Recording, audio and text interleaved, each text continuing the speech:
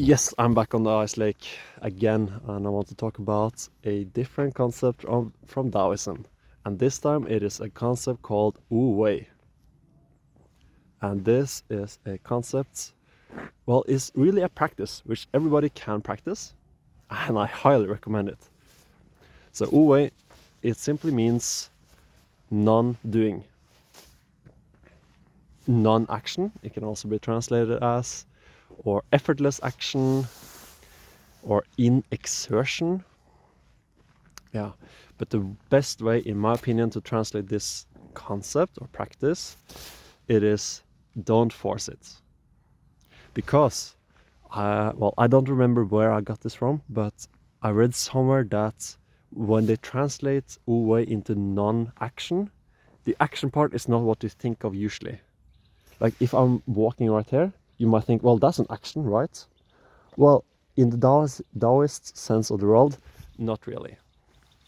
Action is when you force yourself against the Tao. You're trying to force something to happen and it's not working out the way you want it to. That is an action.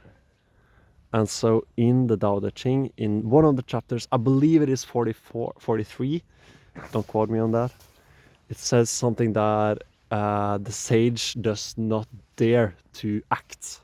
And that is what they mean. They do not dare to go against the Tao. Because doing so, you would be exerting yourself, you would be wasting your energy, you would not get anywhere, really. Because that's the whole idea of the Tao. If you go against it, you will not really go anywhere. You are doubting yourself.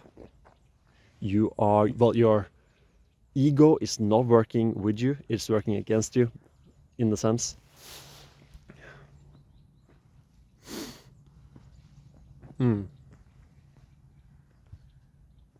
Yeah, so the whole practice is simply don't force it.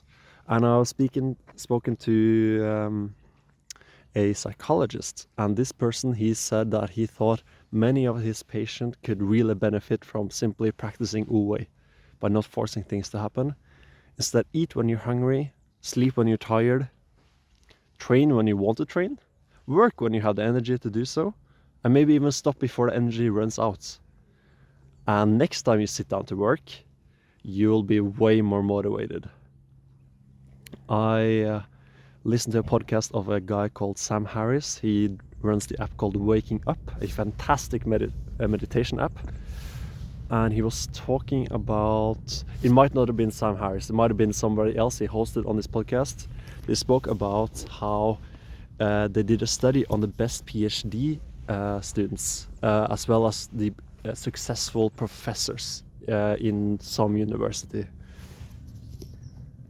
And they found out a few things. That the students, the PhD students who was working their asses off, they were working like 12 hours a day, 15 hours, well, okay, don't quote me on that, 15 hours might be too much, but anyway, they were working their asses off because they were stressed out of their mind, because they had assignments coming up, they were due, there were deadlines, lots to do, they wanted to prove that they were the best, and so on and so on. These people were not the successful ones. Why? Well, they exhausted themselves. For one, they were simply not practicing wu-wei. So they were exhausting themselves.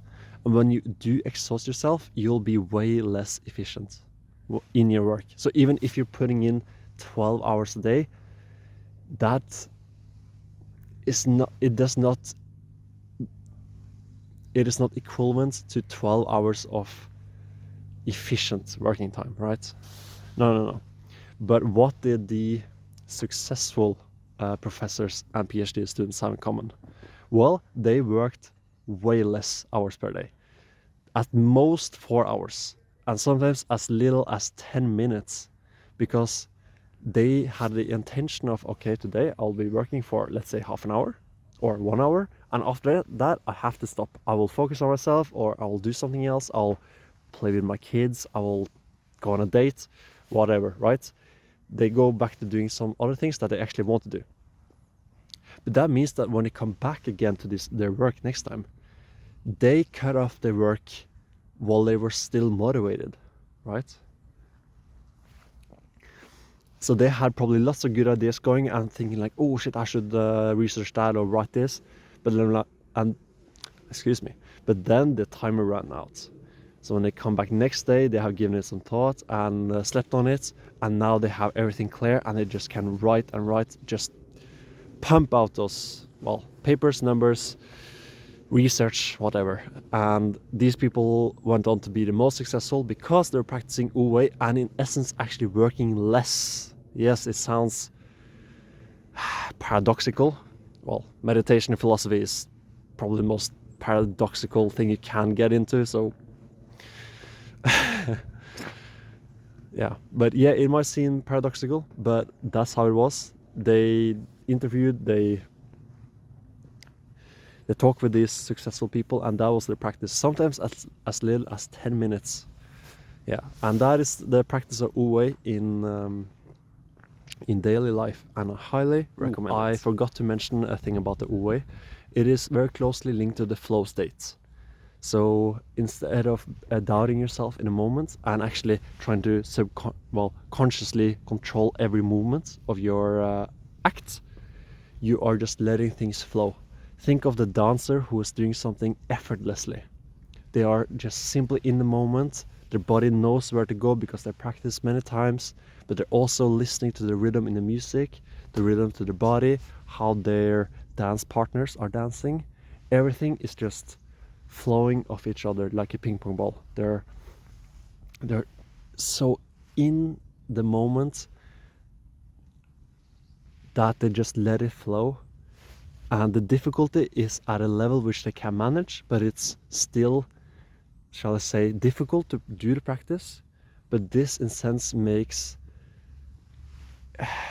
it creates this mental state of, well, we call it a flow state.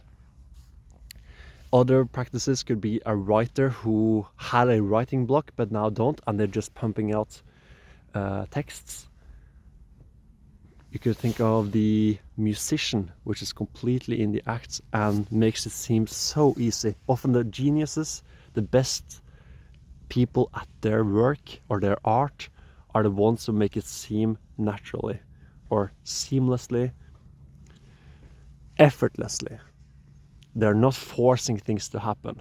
That is the essence of the wu-wei. They're not forcing things to happen. They're not thinking, okay, now I have to hit a G chord. How does that go? Where does the finger go? So on and so on. They don't think of this consciously. They just let it happen because the fingers have been there before. The fingers know their way to the G chord or the C chord or so on and so on. And the right hand on the guitar, that knows the rhythm because they have done it so many times, and they're just letting it do exactly what it wants to do. It's following the music, and that is also the way they're able to communicate their feelings through the instruments. Yeah, and that is in essence wu-wei. Goodbye for now.